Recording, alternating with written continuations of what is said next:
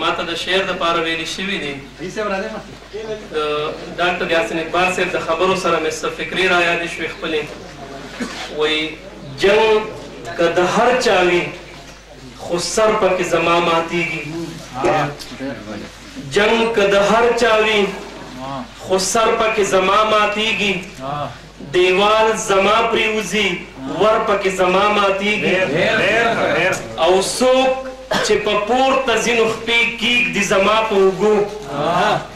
څوک چې په پورته ځینو خپې کېږدي زما په اوږو زه الوتی نه شم وزر پکې زما ماتېږي او یو خوا هم زه قتلېږم بل خوا ته هم زه قتلېږم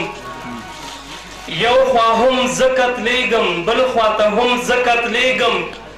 وجود زما دی او خنجر پکې زما ماتېږي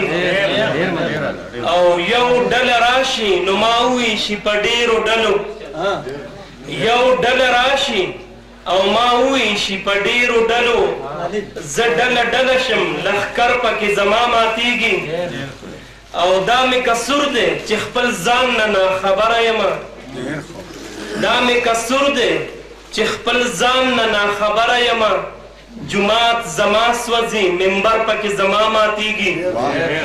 او دوه زورور چې کله خپل زور ازموي خالده دوه زورور چې کله خپل زور ازموي خالده د تن هډوکي سراسر پکې زما ماتېږي